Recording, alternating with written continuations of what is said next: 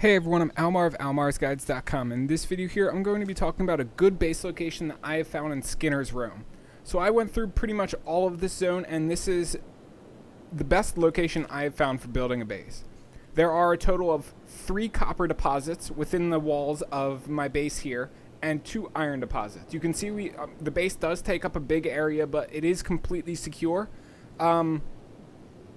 I've basically built walls connecting to the rocks you can't pass.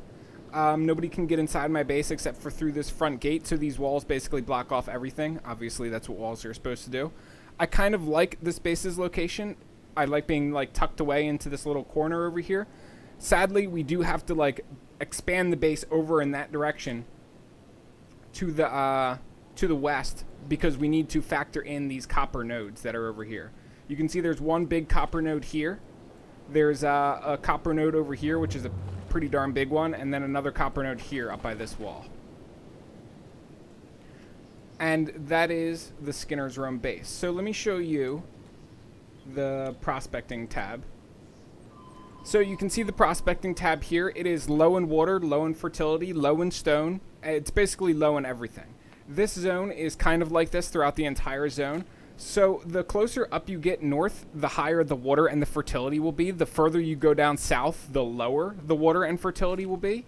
And we're kind of in the middle of the area right here. You can see if I click on fertility, we're kind of in a less fertile area right now, which has its pluses and minuses. It's going to be harder to grow food here, but the upside to that is we get basically all of the iron and copper resources that we need.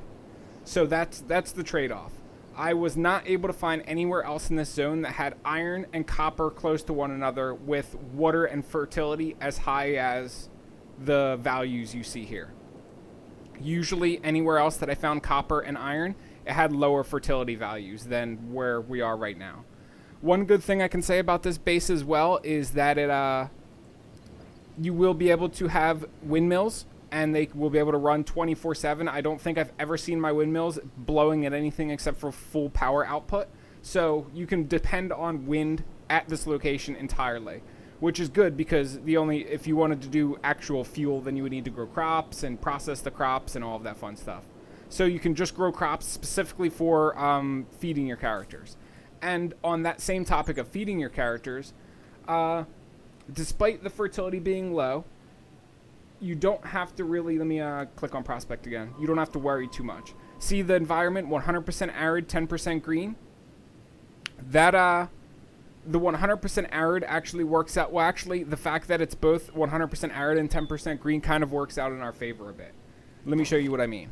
So let's say farming, if we do cotton, you can see the fertility is absolute crap, or the yield is absolute crap, is 8% crop yield. So growing cotton here is going to be very, very, you're just not going to get a lot at all. And technically you don't have to grow cotton. If you grew hemp here, you would get much better yields. However, hemp is illegal in the Holy Nation territory. However, in my experience, they don't really do anything about it if you are growing the hemp. You can see right now I don't have any Holy Nation Prayer Day or Holy Nation assaults. It was Holy Nation Assault for a while, then they kind of just stopped coming when I missed them one time. If you miss Prayer Day, then Holy Nation will attack your base, and if Holy Nation troops are walking through the area and they stop by and basically harass you, and you don't answer their harassment in a kind way, then they will attack your base. Thankfully, Holy Nation patrolling through this area is extremely rare, and once you have base walls up like you see here, they will virtually never walk inside your base. So back to what I was originally talking about, if you are growing hemp in your base, you're fine, basically. The only way that Holy Nation will get upset by it is if they walk directly by it as they're going through your base, but they don't come in your base for no reason. Most of the time. There are some exceptions to that. Sometimes they will patrol into your base, but for the most part, you will not be bothered if you grow hemp. And hemp will give you a much better yield than the cotton in this area. So back to the other things. Vegetables, you can see this also has a terrible yield in the area. However, if we click on wheat, you can see that wheat actually doesn't have that bad of a yield. It has about a 50% crop yield here. And the reason for that is wheat is an arid crop. It grows in both arid and green climates. And don't forget, this climate is 100% arid and 10% green.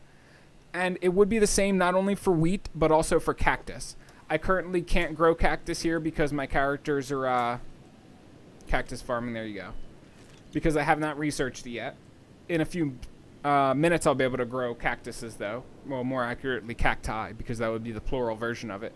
But cactuses, wheat, both of which are perfectly fine growing here. Wheat you can turn into bread and then turn into food cubes if you also can get green fruit. Or you can just turn it into bread and then eat the bread. Doesn't really matter. You can also turn wheat into grog, which is great money making in this area. You can also grow cactuses. Cactuses can be made into dust witches, which you can use the bread for. You can combine cacti and bread, I'm pretty sure it is, to make the dust witches, which is pretty good food. You can also turn cactuses into chew sticks, which are also halfway decent food. And the wheat and cactuses can also be turned into cactus rum, which you could then take to the swamp, sell it for a premium, and then do the whole hash trading back and forth between Flats Lagoon and the swamp. So now the cactuses is done. Let me show you here, cactus farm. You can see the cactus yield is very good. Crop yield 83%. So you're not going to suffer that much of a penalty at all if you decide to grow cactus here. And that is really all there is to it. I think I've basically covered most that I can. Oh yeah, one of the other big things that would be, there's a few more things I did miss covering. One of the main things that I really like about this zone is the large packs of wild bulls that roam through the area. You'll notice this a lot when you're in Screener's Roam, but they are great experience for your characters and great money. They drop 10 meat apiece. They also drop 2 horns and 4 hides, I think it is, which is very, very, very good. Hungry bandits also patrol through this area in large numbers. They are worth fighting, especially for lower level players to raise your stats on. And as far as base raids go, which is the last category I think I need to mention here, base raids that you'll get here are dust bandits, black dragon ninjas, which are going to be the most intolerable base raids in my honest opinion. They are pretty hard even for a team with decent gear and decent stats. Well, a team with decent stats but not decent gear. That would be the better way of putting it.